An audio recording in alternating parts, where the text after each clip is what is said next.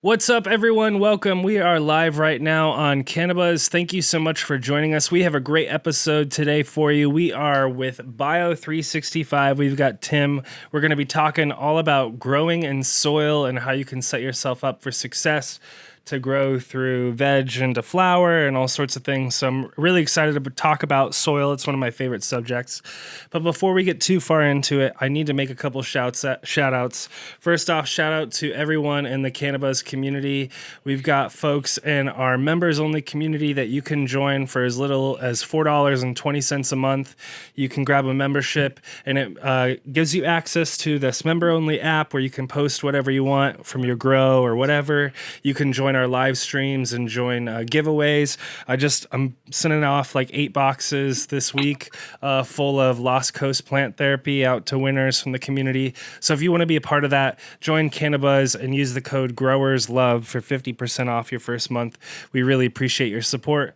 Also, shout out to Lost Coast Plant Therapy. If you need a great IPM spray to knock down bugs, to knock down powdery mildew, botrytis, things like that, check out lostcoastplanttherapy.com or search Lost Coast Plant Therapy on Amazon or find it in your local grow store. It's a really great product to help knock down those bugs and all the sorts of bad things that want to take down your plant. We really appreciate their support, and it's a super effective product. And then last shout out from me, I'm going to throw it to SacredThreeMushrooms.com. If you want to grow some fungi at home, all kinds of fungi, you can go to SacredThreeMushrooms.com. You can get a grow kit that can grow in almost like a shoebox size container that you can grow some really great product there. So check out SacredThreeMushrooms.com, and they even have links to fungi spores if you're looking for some. And then I'm going to throw it over to JR so he can give it to our shout outs to our friends with seeds that you can grow in some great soil that we'll be talking about in a second. Yeah, thanks, Hugh.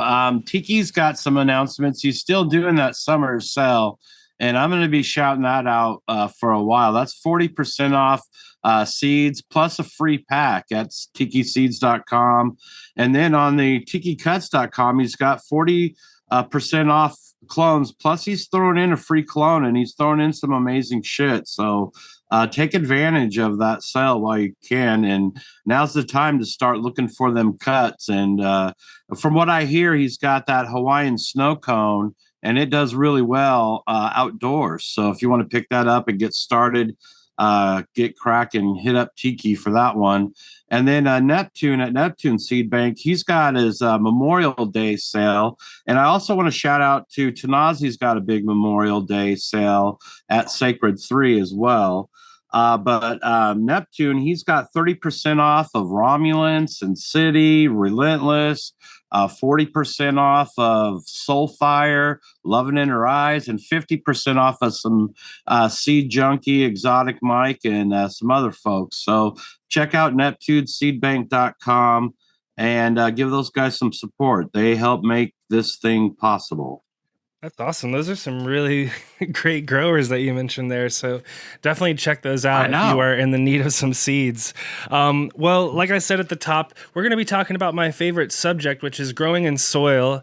I have been working on my outdoor pots recently and amending and all that kind of stuff. So this has been on my mind. And JR recently connected with Tim. So we're super stoked to connect with Tim from Bio365. Welcome to the show, Tim. Thank you, guys. Thanks for having me. Yeah, we're really excited to have you on, Tim. We're always looking for excellent bag soil options for living soil. And I think that's something that's just now kind of coming to availability for folks. And so we want to have you guys on from Bio365. And we're mostly going to focus on your flower blend. Because that's the thing that I'm going to be having my experience with, and I'm going to be documenting over this trial period. And to me, it is a living soil. So I'd really like to get into that. But we always like to start our guests off by telling us how they fell in love with the plant and how it's kind of got them to where they are today. Oh boy, that's a long, strange trip. How much time we have? That's right. About I 40 years, started growing right? in 93. I'm sorry? I said about 40 years, right? 30. I started growing in 93. Kind of like everyone else, grown bag seed, and it progressed. And I went up and got my first good genetics from Mark Emery up in Vancouver, and did a little bit of, not to become a breeder, but breeding due to the cost of seeds and what it cost me to go up there and get them, and just more preservation. And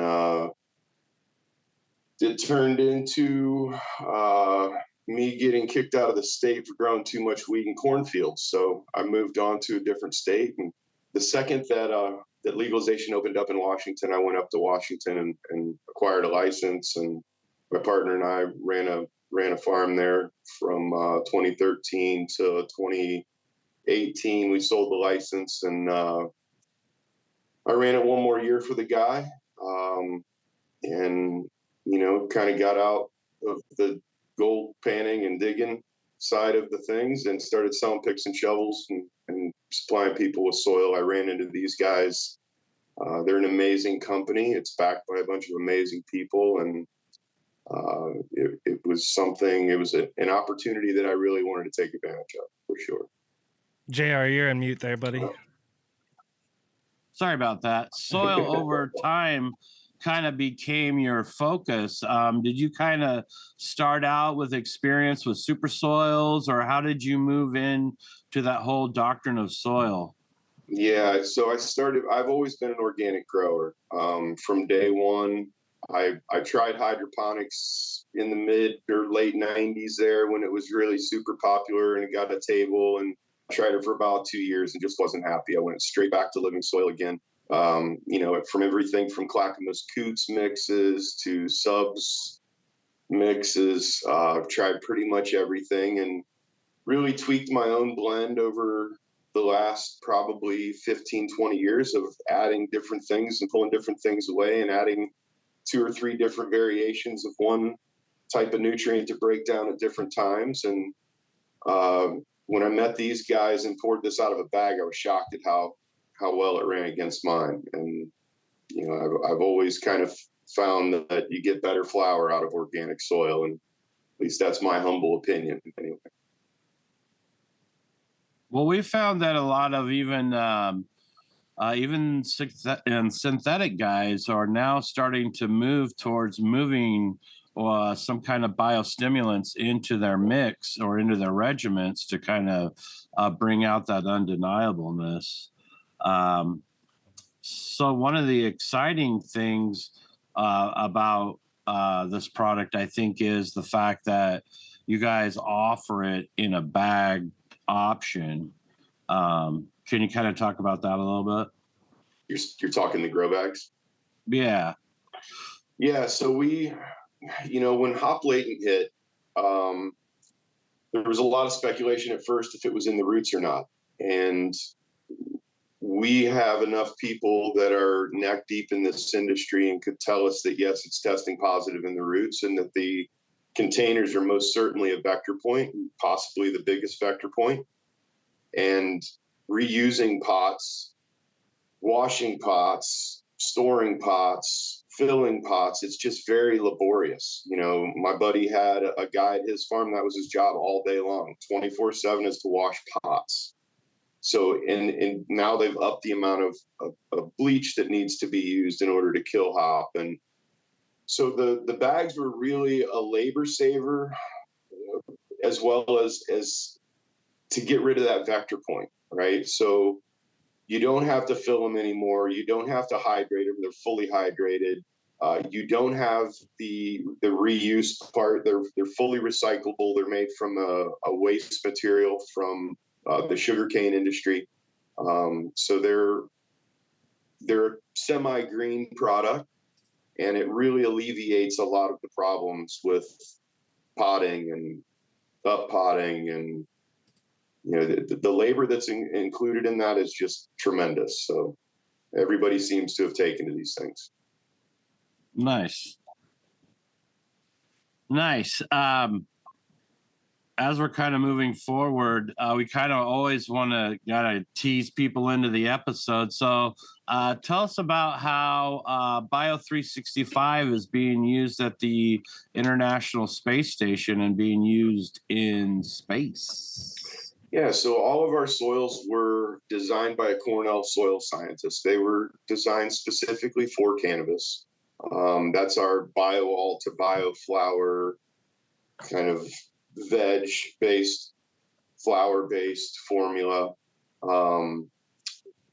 Him being tied to Cornell is tied to NASA. And when NASA, they wanted to do testing on biologically active soils under zero gravity conditions. And they reached out to us and two other people for samples to take up to the space station and do their testing, which they chose our BioAll, one of our most popular blends. But yeah, we were super stoked. It was very humbling to have, NASA interested in what you were doing. Well, I think you had mentioned that, they had used a couple native soil samples. Yes. And that you folks were one of the only manufactured soil taken up there to be used for experimentations and stuff. That is true. Yeah, that's crazy.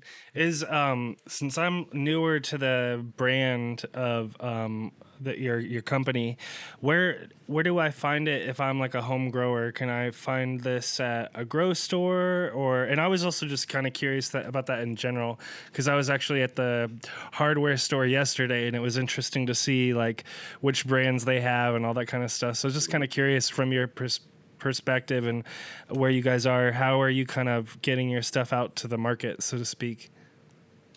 So the first 5 years of the company, we were straight B2B. So if you didn't have a licensed facility, you probably didn't know who we were. We really made some good traction across the United States and all the big commercial grows. But we were not putting it into the hands of retail or distributors. And it was a business model that they very tightly held to. And the reason behind it was, and this is probably my number one reason for coming on to this company, they want to be a solution to these growers and not a problem. So they're very particular on what they deliver to that farmer. So we release predator mites in our final mixing process. We release nematodes. So we are, in my knowledge, I don't think there's another company that goes through the stringent kind of securing to make sure that we deliver the most clean, consistent product that we can. And I don't really think there's anybody else doing that in a bagged soil. That was one of the real big selling points to me, was the fact that they cared so much. They want to be a solution, not a part of the problem. So I've never had anybody tell us that we've given them bugs, and no sort of pressures of any kind. And that's a hard statement for a lot of other soil manufacturers to make. Wow. Well, I think moving forward, with testing as rigorous as it is, inputs are super important. And then on the other side, with things being as competitive as they are, losing a room or losing a crop because of something like you're not passing testing, or you're going down because you've had some kind of pathogen or some other thing infiltrate your grow. Those are things that cannot be afforded. And if you want to run an organic solution as a viable farm, these are the things that you really have to keep in mind, because as things kind of progress, those are the parameters that these farms are going to be, the standards that they're going to be held to. And so controlling all of your inputs, controlling all of the variables of how you bring in cuts, how clean you are with what your practices are, all of that stuff is going to be a very important part of your competitive edge in the commercial market. Yeah, absolutely. We are one of the only soil companies that We don't add compost or worm castings to get our biology. And the reason we don't do that is because we cannot control that source. So we don't know what went into that. We don't know what crawled into that. So we cannot add that to our soil and ship that out because it's just an uncontrollable input for us. So we kind of culture our biology similar to like a sourdough culture. Very different kind of technique for our industry, but it works well for us.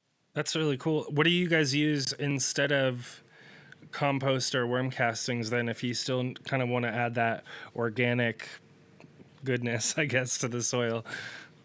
Yeah, so we have, and there's thousands of species of beneficials that are in this, and it's essentially a starter that he continues to keep alive, and that starter is similar to a sourdough starter. And we have just for the last 5 years been using that starter as our beneficial inoculant. Yeah. So it's 100% controlled. And so then the other organic inputs are what they're using to kind of break down, process, and deliver in this soil situation, right? Correct. Yeah. That's cool.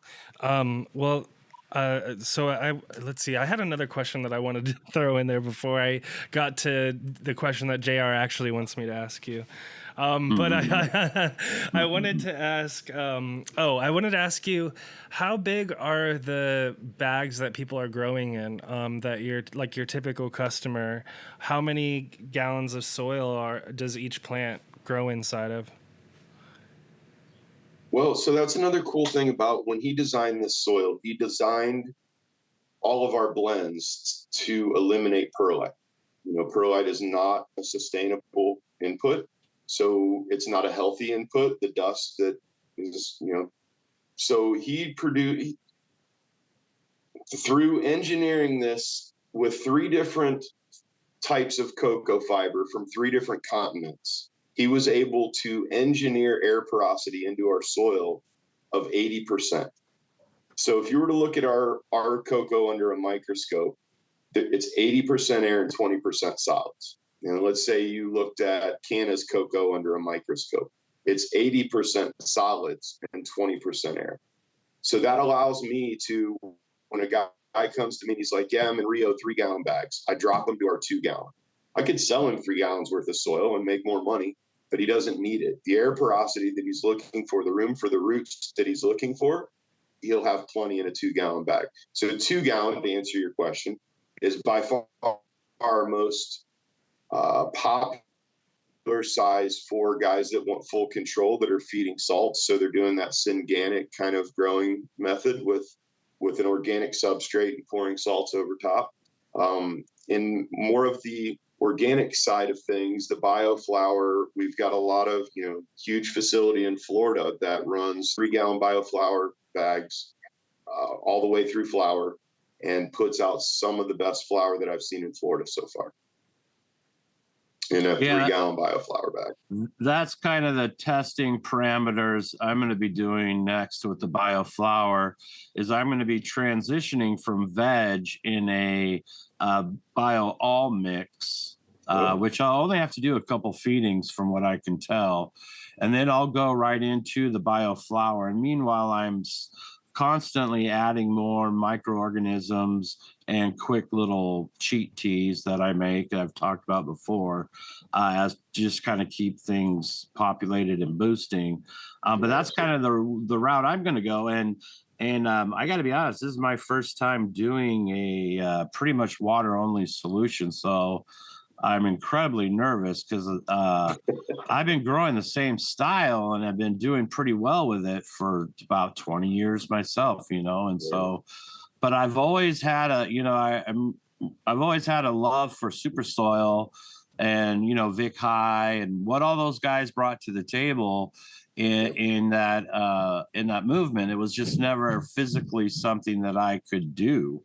And so for you guys to offer BioFlower as a living soil bag option, I'm excited about that. And One of the other things I wanted to talk to you about before we kind of move on is, so now that you've dealt with some of these legacy states like Oregon, and you in the past you were doing kind of a business to business thing, and things are super competitive because the gut fell out of our local shit.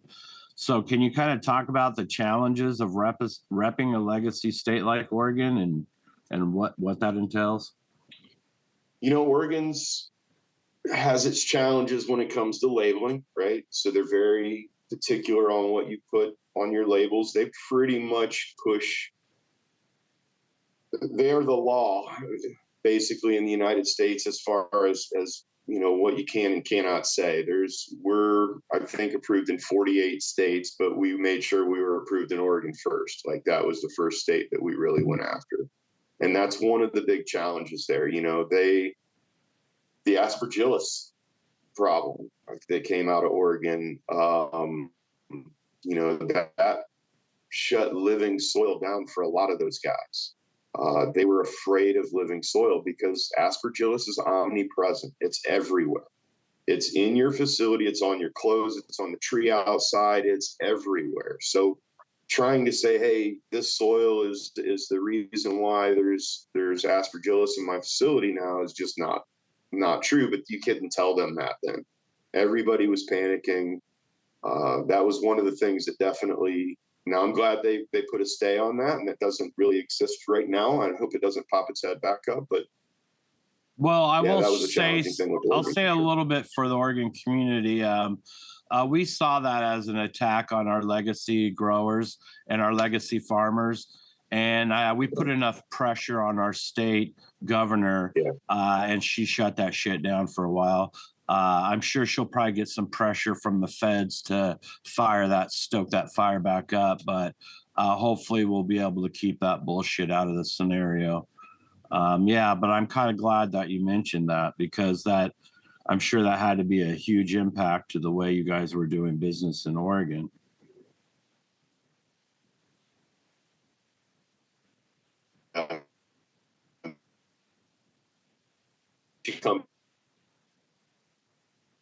So, the bad thing is you had these testing companies telling the growers, when these growers are coming in, they're like, well, how do I pass this? They're like, Rockwool. That's what they were telling these guys. And you're talking about the most organic state in the nation. Yeah. You're going to tell them to all transition to Rockwool? Like, what a horrible move that would be. Mm-hmm. Yeah, that was a challenge. Well, let's get into the BioFlower product. So can we just kind of set the stage for at least me and the audience that are kind of new to it? What is BioFlower? You mentioned earlier kind of a use case of it, which sounded really interesting, like that Florida example. But yeah, just kind of introduce us to this product before we kind of dive into the nitty gritty details. Sure. So it's a biologically active. All of our blends contain biochar. It's full of organic amendments geared toward the flower side, right? BioAll is geared toward the veg side. There's roughly 2 gallon. There's 2 weeks of nutrients per 1 gallon of soil in our flower. There's 1 week of soil per gallon of soil in our BioAll, right? So it's just a pretty easy formula to know how much nutrients you've got in front of you in that 3 gallon container, when you may want to start adding a little bit more, or you might want to go with a larger container. That kind of keeps, nitrogen is our most mobile nutrient, so it's the hardest thing to keep in there. So we're kind of at our max. We have plenty of phosphorus in there. But that's where there's that fine line for organic soils on just how much you can get to stay in there in the soil without just leaching through. Did you have other questions? Well, I was going to chime in a little bit about that as far as like the release. And so are you primarily relying on the exudate exchanges for all the nutrient exchanges? Or is there like some properties in there that kind of release over time? So we don't use any salt-based nutrients. So the the plant is only going to be feeding through natural plant signal. Yes. So the plant's going to say, hey, I need some nitrogen, and it's going to send a signal down to the roots. The roots are going to go find some nitrogen. Just like you said, it's going to send an exudate down as a reward. And, I've kind of always looked at that as that's the healthy way to feed a plant. And I kind of look at salt-based, not that there's anything wrong with them. I'm sure we got a lot of salt-based guys, but the salt base is kind of like a human being on life support, right? Like you can keep them alive, you can keep them fed, you can keep their heart beating, but really, are they happy? They're not up walking around eating what they want, drinking what they want, when they want. It's just a happier plant in an organic soil for sure. So, you would say for sure that under the classifications of a true living soil that BioFlower is definitely under that kind of realm of things. Yeah, absolutely. I would say anything with life in it, right? I mean, if you're adding life to the soil in any way, you have a living soil. I think we go a little further with the biochar because it's an amazing home for biology and the nutrient retention and water retention that it adds to the soils is amazing. So, biology is important, but I think having a home for it is also another important part. So speaking of biology, are mycorrhizae fungi a part of that? Are they a part of like that inoculant that you were talking about earlier, that you kind of like that secret sauce that you guys add in, or how does mycorrhizae kind of fit in? We do not add it in simply because we have the thought that in order for mycorrhizal to be beneficial to the plant, it has to come directly in contact with the root, right?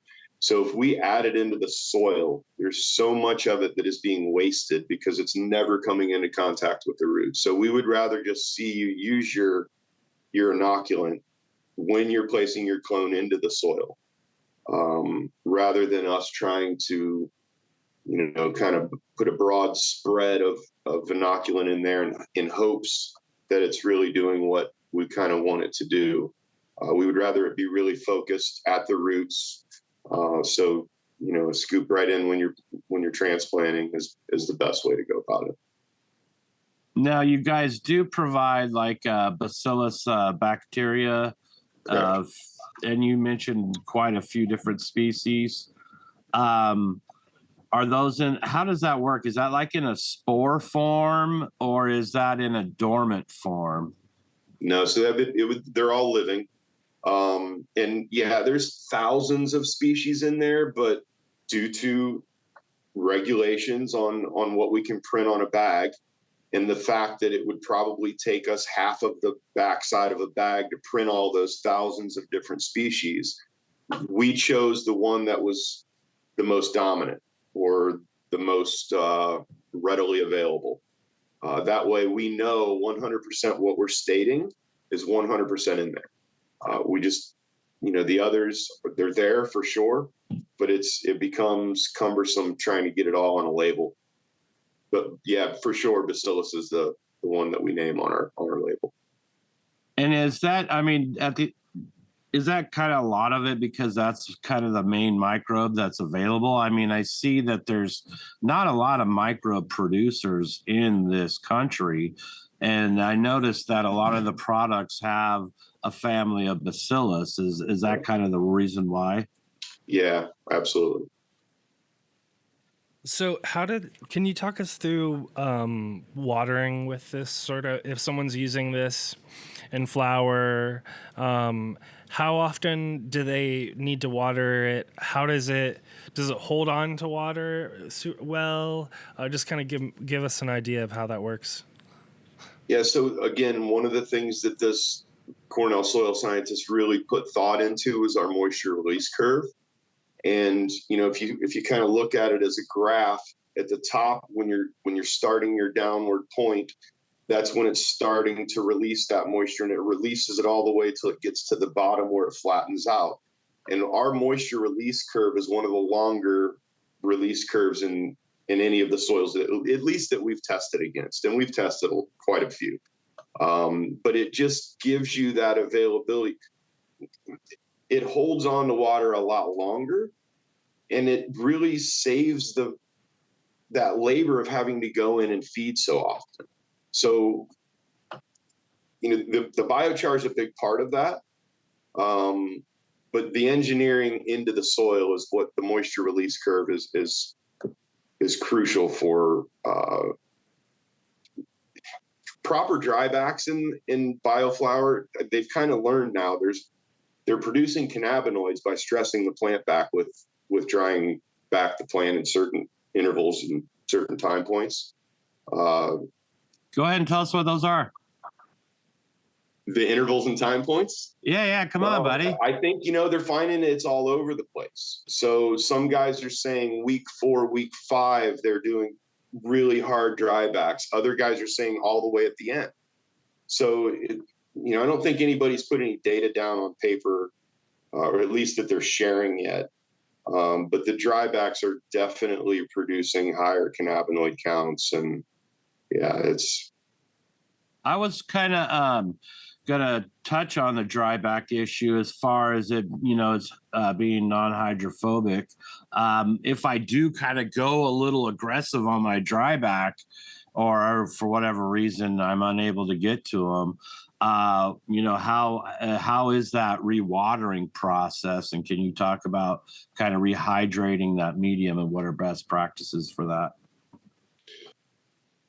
If you go at a really severe dryback, and I would recommend like a 2-part water, right? So you would hit it lightly, let that kind of saturate, then come back an hour later and do your full watering, just to kind of let everything, meld in together rather than just seeping over the sides and out the bottom of the pot.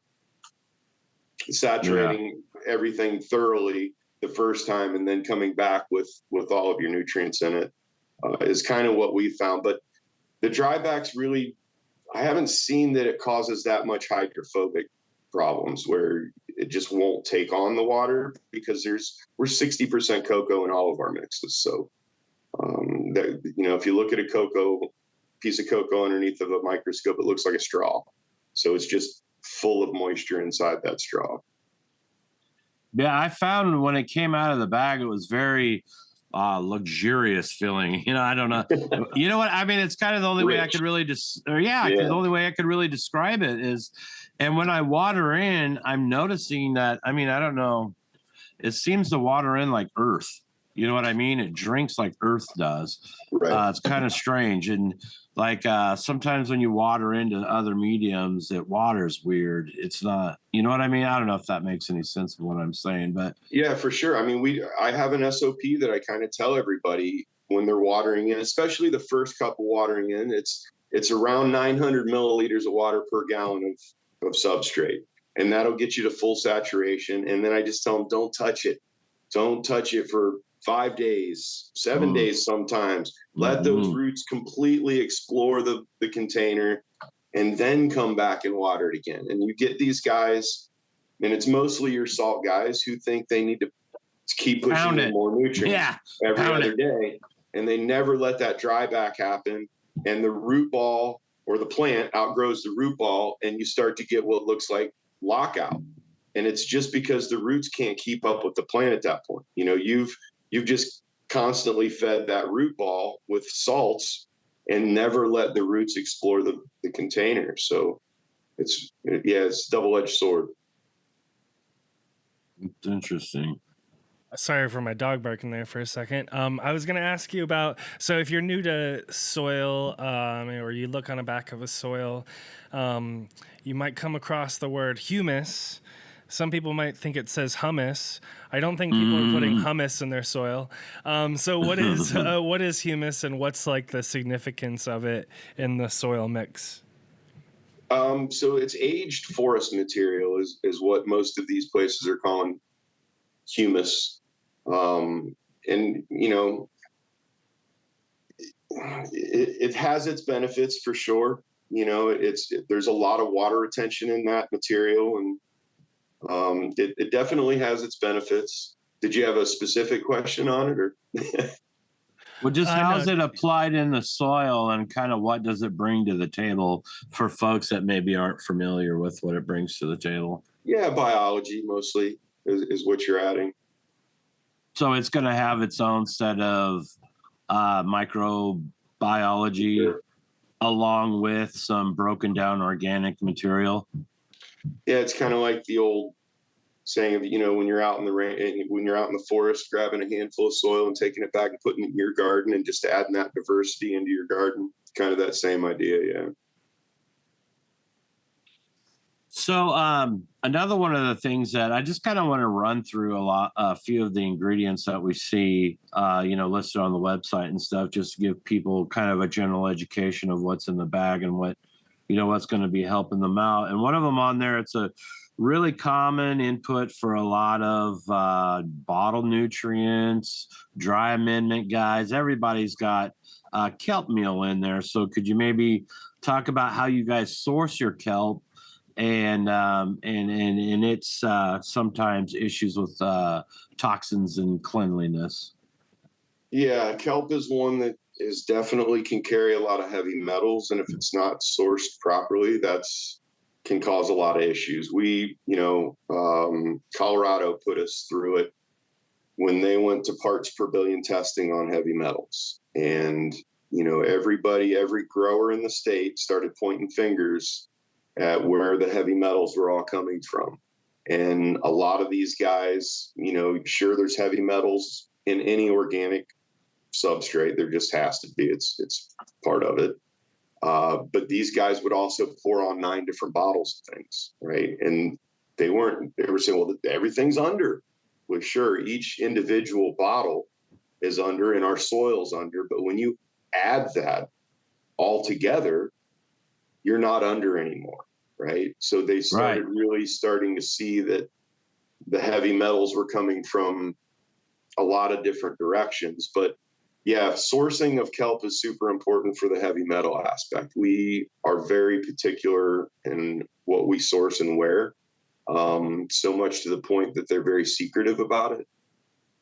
So who we source it from, I wouldn't even be able to tell you. Right. Good. Secrets kept. They are. Right.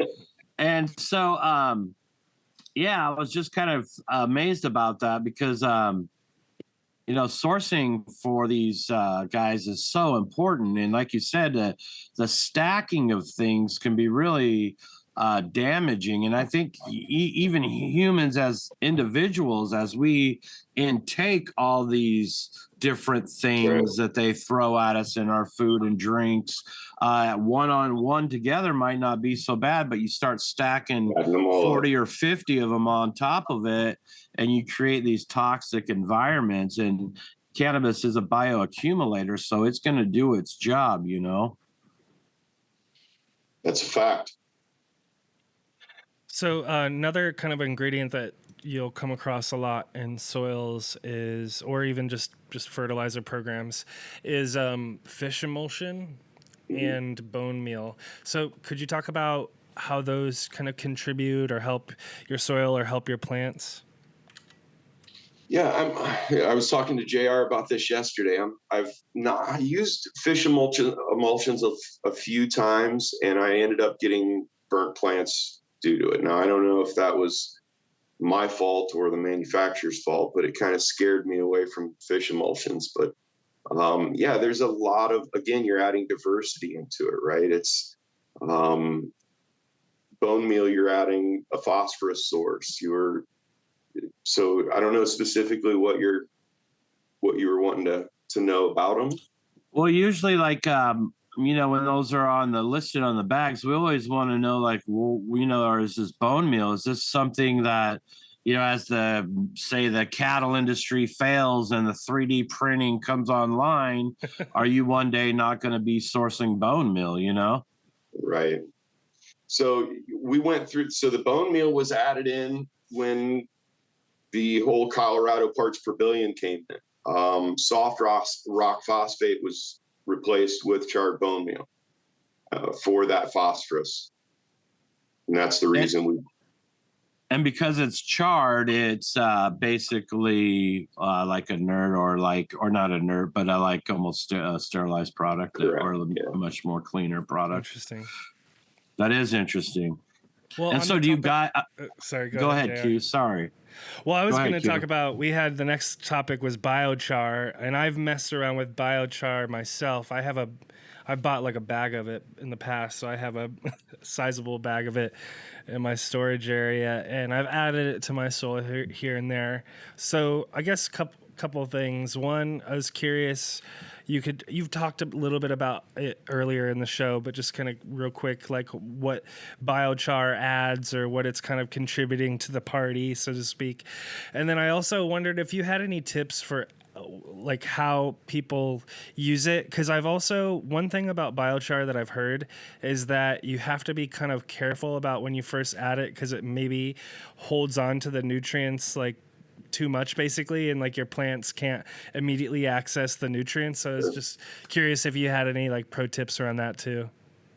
Yeah, so it's all in the process of charging the biochar, and that's that's part of our production. It's called biocharge, and that's us taking our organic amendments, an organic substrate, which is cocoa that we use, our biology, and we age that for a month, right? And that's our biocharge. And what we're doing is adding all of those nutrients and the biology and everything to that. So biochar acts first, it wants to collect molecules, and then it wants to absorb them. So once it's gone through that, so if you were to take your raw biochar, hopefully you don't do this at home, and just add it to your soil, you are doing your plant. You're not benefiting your plant. You might not hurt it depending on how much nutrients you're adding, but what that's doing is it's going to charge itself, and it's going to take those nutrients from the plant until it's fully charged. Once it's fully charged, then it will start allowing those to be transferred back and forth. But until that charging happens, you're robbing the nutrients from your plant. So it's one of the things that I think a lot of people play with it a little bit and they don't know to charge it. And it's as simple as adding some worm castings to your biochar and letting it sit for a little while. That'll charge it. But that's a crucial part. I think a lot of people have added it to their soil thinking that it's going to be beneficial, and then all of a sudden their plants are yellowing out and they can't figure out what's going on. And they just simply didn't charge it. That's interesting. And all that charging that's happened is not bioavailable. That's still stuff that has to be exchanged and broken down through nutrients exchanges with your micropopulations, correct? Or are they bioavailable? No, those would be bioavailable. Yep. So those nutrients that are charged up and locked into that biochar are going to be root ready and ready to go. Absolutely. And then, so just while I'm kind of running my head through things, so how are there enzymatic processes that are happening with all this as far as the nutrient exchanges? As far as between the biochar? Just between your soil, what you've got in the BioFlower and what's being made available to the roots and how it's being made available. Yeah, I mean, because we use cocoa and biochar, both of those have extremely high cation exchange rates. So the cation exchange rate in our soils is through the roof. Now, I've asked our scientist to please get me a number on that, but he's yet to give me that number. But it is an extremely high cation exchange rate due to those two things. And it's, I think you'll start to see it. I've seen you're just getting into it, but your plants will explode in that stuff. And that's kind of when you see the difference in a living soil versus something else. Yeah, I'm excited. I like to give them the least amount of stress as possible. So they're coming out of the cloner right into 2 gals and then into 10 gals. And in a couple of the testers, I'm coming right out of the cloner right into a 5 tall. So I'm excited to see their explosion rate. And I I did notice that, man. I was like 6 days or 5 days in, and I'm like, man, these things should be ready to water. And today is day 6. Today's day 6, and I watered this morning. And when I came in and into the cloner and they got their first water in, I noticed they picked up right away. There was no lag time. There was no like, oh, hey, I'm not going to join the party.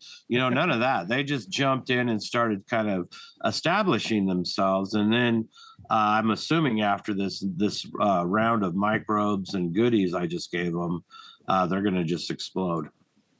Yeah, the transplant shock, we just don't see it in the soil for some reason. We really don't have one thing we can point our finger to explain why. I've had so many customers send me side by sides where, hey, this is Royal Gold and this is you guys, and just look at the difference a week after transplant, and the Royal Golds are just drooping and slumpy, and the bio's just praying and happy, and it's hard to argue that. You know what I mean? It's just magic at that point. That's cool. Yeah, I've been people that watch the channel, they can watch videos. Both JR and I are now uploading our own videos from our grows. So I'm excited to watch JR documenting him moving to this product. I've been documenting me working on like 30-gallon pots in my backyard, and just what you guys were talking about of just, I love when you kind of plunk the plants down in the soil and you just see them explode. I had a quick question about kind of the outdoor use cases of the product. Do you have folks that are using this outdoor? And then on the outdoor side, are they growing in like bigger pots, or are they still back in that 3-gallon scenario? No. So, because we are a premium product, we do really put a lot of care in making sure that we're clean. So that really aims us at the controlled environment ag kind of guys. But we have a ton of guys that use us outdoors. And it's just, all it takes is for them to see the difference. Hey, it's worth the extra $30 a yard to get something that your plants just explodes out of. So we do get a lot of outdoor guys. We've got a big one over in Mass right now. I think they're doing 20-some thousand auto flowers in our That's cool. Our pots outside. So yeah. No, that's a great use case scenario that's for a that. good idea. Yeah, for sure. No, that's brilliant. That's brilliant. Yeah. So now what if I'm like, say I'm re-amending a soil. Say I have 30 gallons that I used last year, and I want to get this baby up and going again. Is this something I can top dress a good 8 or inches or so and be ready to rock? Or how would you recommend a person go about that? Yeah, we have a lot of guys that do that as well. I've got one guy, he's on his 7th or 8th cycle now, just re-amending. Of course, he's in beds, but it's our Bio Bloom, which is our BioFlower without perlite, essentially. And he's just continuing to re-amend. He does do testing. He's doing it properly. So he pulls tests out after every cycle, re-amends what he says he's lacking in, and he's, killing it. Now, I think they're aiming at about a 4-year period before they recycle that soil completely out.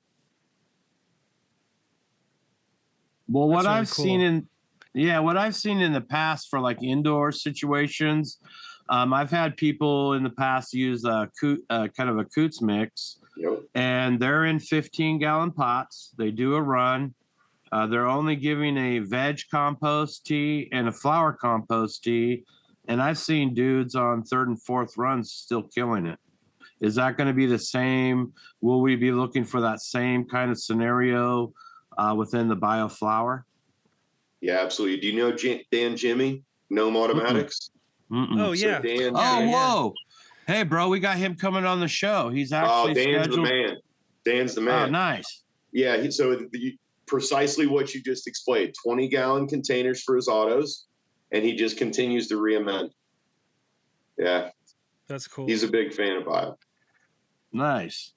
Yeah, I'm glad that you said that people can re-amend it and reuse it, because I was just thinking about that too. I want people to think about reusing their soil and not just throwing it out or whatever. happens. Yeah. And so it's really cool to hear that people are able to do multiple runs and things like that.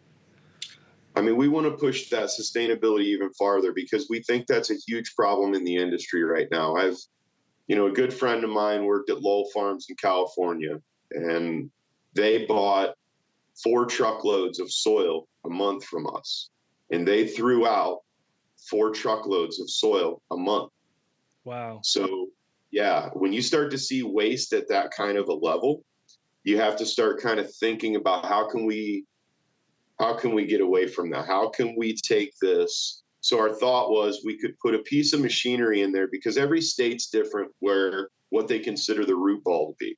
Is the root ball part of the plant or is it waste? So in California, it's part of the plant. So what we would have to do is put in some sort of a piece of machinery that would bust the root ball out of his pot or out of his roots and be able to kind of spit that soil into a container. We'll take that container off to another facility and produce outdoor soil for people. It would have to be cleaned. It would have to be sanitized, but we could figure out a process to do that. And our engineers are kind of working on that now. That's cool. But again, every state's different. So it becomes that jumping through loopholes to try and figure out how we can do it in every state and be efficient at it. Yeah.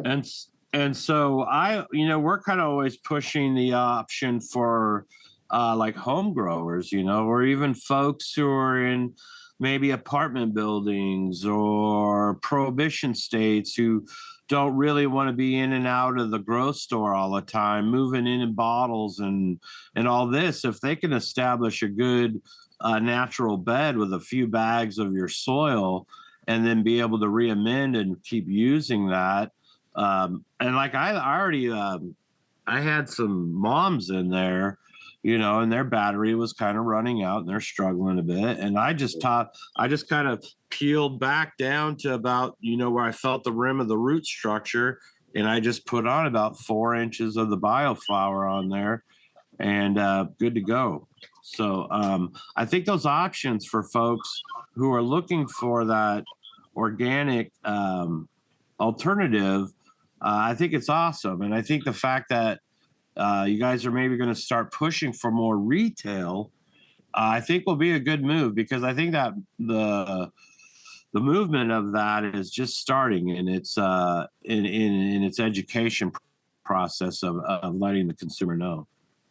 Yeah, the only, and I think we started to touch on this point and I got away from it earlier when he asked about when we were available in retail. And the reason that we didn't do it is because of that cleanliness side, right? So now we have to trust that this facility, whether it be a distributor, whether it be a retail place, is number one, going to store us inside, right? They're not going to store us next to another soil that contains root aphids or thrips or fungus gnats. And we're already starting to see, we just started this kind of distribution and retail side, and we're already starting to see the downside of that, where, we're very proud of our soil and we're very careful about what we do with it. And other people just really aren't, it's just dirt to them. And it's just like every other pallet of dirt in their warehouse. And, they don't think of it any differently. Yeah, no, I hear you on that. Like I was just looking, because I am a home grower, so I went to your website, Bio365.com, and there's a store locator page, and it lists different stores that you guys have. It looks like GrowGen carries you guys. So GrowGen Concord, which is the one that's closest to me, carries you guys. So I'll have to check that out. But I know I've been to that GrowGen and other stores like it, and they get in pallets of soil, and those pallets might sit out back for a while until they're able to move it inside, or whatever things happen. So I can definitely relate to what you're saying. It's really hard to control. You can only control like basically within the fence around your place, and then once the truck leaves, then it's on onto someone else. Once it's out of your hands, it's very difficult to control that, for sure. And so if folks are looking for maybe direct or delivery options, are those things that they can contact you about and maybe get it in their farm or in their facility? Yeah, absolutely. I mean, that's really how it started with retail, is people walking into their retail shops, because they will not bring on another soil company Yeah, until they have 20 people that have actually buy it. So that's really required. If we just call these retail shops, yeah, they don't need another pallet of soil that somebody's not going to buy. So they have to know that they've got customers waiting on it before they'll bring it in their doors. And yeah, that's the biggest way to get it in there. Walk in, tell the guy that owns it, hey man, you should have bio in here. And that's really what's pushed it into a lot of the stores. And a lot of the guys that maybe only buy a pallet every once in a while, they don't need a truckload of soil. They'll go and make an arrangement with their local hydro shop to have their pallets dropped there. And it's been very beneficial using them for sure. Yeah, and I'll shout out to my guys at Green Coast. They store everything indoors, and me and you kind of talked about this a little bit. A lot of those shops are becoming soil depots. So many people are buying direct, or they're just straight up Amazoning it. And so the relationship with our local hydro shops is pots and soil for the most part. That's it. That's crazy. That's a really interesting point. Yeah, I was yesterday I was at Ace Hardware, the one in town, and they were selling bags of ocean forest for like $38 a piece, which was crazy to me how much they were charging for these like basic ass bags of soil. But and it was interesting to see how restrictive, and obviously any store you go to, you're basically just looking at which distributor they buy all their shit from. So it's like, which brands do you have access to? So anyways, it made me think of the importance of a grow store, but unfortunately the grow stores are fewer and farther between these days. During the ramp of the pandemic, there was a lot of consolidation on like the GrowGen side in particular that knocked out a bunch of stores, and then obviously now we're on kind of this downturn a little bit, and that's kind of weeding out some stores. So I guess this is a long way to say support your local grow store if you can. Make the trip and buy some shit there, because we need to keep them around in this ecosystem. And local grow guys, you got to make it competitive, man. I mean, at the end of the day, you got to make it competitive for these guys. And I know that's tough, as a shop to, kind of, deal with that. But I mean, you got to be competitive or they're just going to go somewhere else, period. Yeah. And the retail stores really suffered, I think, with, just like everybody in the industry's kind of suffered with prices going down. So your outdoor guys have quit growing outdoor because it's not worth it to grow for $200 a pound and pay $100 to trim it. Right. So there's a bunch of your big soil consumers right there is all your outdoor guys. And I know in California, in our area, those retail stores were hurting because all those guys went away. And they just can't compete with $200 pounds. It's just not worth it to them anymore. And it trickles down. It's not just it's not just the hydro shops. It's the restaurants. It's the movie theater. It's the grocery store. It's everything in your community that's being impacted. And we have quite a few folks, from the Humboldt area and from the Mendocino area that they have all been through all of this, and they're trying to kind of rebrand themselves. They're trying to make themselves relevant through tourism. And I think one thing we can agree on, Tim, is this game is always changing. It always has, and it always will be. And you forever have to evolve. And you can never just assume it's gravy, because it's never gravy for very long, you know. And I'm sure that's probably why you sell soil and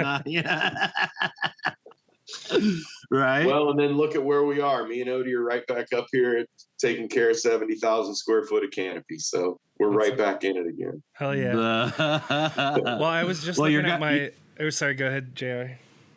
I was just gonna say, you guys are a couple of young fellas. You should be no problem. Oh yeah, yeah. Young fellas pushing retirement. Well, I was looking at our stats like the other day, and I noticed that a lot of our listeners are in California, Oregon, and Washington in particular. So yeah, shout outs to everyone on the West Coast that's growing, and especially our friends up in the Humboldt Triangle and Oregon and stuff. It's we've had the privilege of connecting with guys like you and really get to hear your stories and what's going on, like boots on the ground, what's actually happening out there. So we really appreciate your time today. It was really great to connect with you and hear your story. JR, did you have any last questions that we want to make sure that we asked him before we let him go? Well, Tim, I just wanted to thank you for your time, and I appreciate you coming on and breaking stuff down and being so generous to me, first of all. And second of all, do you got any events coming up that you're looking at? Is Bio going to be out through any of the event series or any of the festivals out there this year, Emerald Cup or any of that? I think we're talking about Emerald Cup. Just being down in Oakland is a little strange, but yeah, we might. I'm sure I'll be there. We'll be there walking around for sure. But if we'll do a booth or not, I'm not sure yet. BizCon, we always do BizCon. Most of the big ones. A lot of stuff on the East Coast right now. The West Coast is kind of taking a back seat, and the East Coast is kind of what's really jamming right now. It's good to see those guys doing well over there. I hear that NECAN show is a really good show. Yeah, we did NECAN last time too. Good foot traffic in that one. Oh yeah. That's exciting. Yeah, I think for the West Coast, we just need to get organized and do some local events, some local festival-y type stuff, because the trade showy type stuff where you can't go burn down is kind of lame. And so getting out to see music, food, and get stoned and then mix a little industry in with that, I think is a formula that can work with the West Coast. It's kind of hard, though, because you're not have a very targeted audience. And I'll go ahead and shout out the brothers at the Dude Grow Show and the Dude Grows Cup. That's going to be happening up here on June 1st. That is 99.9% growers. So you're going to get a very targeted audience. So I think events and little festivals like that might be something that we need to start seeing here more on the West Coast. Yeah, I think the community, we need to do it over here on the West Coast more. Just Big Jim doing the OG Cup up there. Invitational, yeah. Yeah, that's the kind of stuff we need to start doing again. Yeah. And just push out those big corporate cups and do it ourselves, because all those is bought and paid for anyway, right? So Well, I just saw that High Times basically went bankrupt or whatever, and they're getting sold off for parts, and their events business was part of the thing that was sold in the bankruptcy or whatever. So their shitty cup business was just sold off to whomever's going to own it now, and they're going to try to start it up again. I'll be at the Emerald Cup for sure. I live not too far from Oakland. I'm actually excited to see how the shift from Santa Rosa to Oakland, just because I want to see it interacting more with the mainstream culture, so to speak. When it's much easier for someone from San Francisco or Oakland or whatever to hop on BART and go to the Emerald Cup, I think there's a lot of really cool potential there. Maybe it'll be awkward this first year, but I feel like our industry needs to kind of brush up against the normies, so to speak, because I think it's good for us to get each other's perspectives. How can the weed business better connect with the people that aren't glued to Instagram and checking out pictures of bud or whatever it is? And then also on the other side, how can the general populace better appreciate the culture and just the community side of weed, and that it's not just a transactional thing that you get at the dispensary or whatever. Absolutely. And access. Yeah. I think available access to folks is another thing that I think is good, because making the trip to Santa Rosa, staying there, doing the whole event, I mean, that's not cheap, it's No. really not. And so for them to move into an area of population where they can, give people easier access to the event, I think is smart. I mean, a lot of people are like, Oakland, wah, wah. But, until you get down there and you have a good time, you can't judge, it could be I'm keeping a very open mind about it. I'm excited. I hope I get through this whole rigmarole that I'm going through so that I'm ready to get down there. And if not have a booth, at least walk it. Yeah. We've reached out to the Emerald Cup folks, and we might be having a booth there. So Cannabuzzers, if you're out there, hit up the Emerald Cup folks and let them know you want to see us there. We'd like to be there. We'll be doing some interviews for sure. So if we see you, Tim, we might wave you down and put a microphone in your face. But thank you so much for hanging out with us this afternoon, Tim. We really appreciate your time. If people want to learn more about Bio365, go to bio365.com. I was just surfing around on the website. There's like tons of information on the site, which is really refreshing. It's nice that I can go on there and learn about all the different products. You just click on the BioFlower page and it immediately talks about what ingredients it has and all this kind of stuff. You're not having to find the informational PDF that links you out. You know what I mean? It's all on the page. So anyways, go to bio365.com, check out this stuff, and give some thanks to Tim for joining us on the show. We really appreciate your time today, man. Thank you, guys. I appreciate you having me on. Awesome, JR. Well, thank you so much, JR, for putting together today's show. Thanks, Tim, for your time. Thanks, everyone in the audience for watching today. We want to give a shout out to the community, the Cannabis community. Like I said, we're just sending out a ton of packages out to the community. So if you want to be a part of that and enter those giveaways, check us out. And please support our supporting companies, get some seeds from these guys, get some Lost Coast plant therapy, grow some fungi, do all the fun things. And as always, JR. Growers love y'all. Peace. Peace, guys.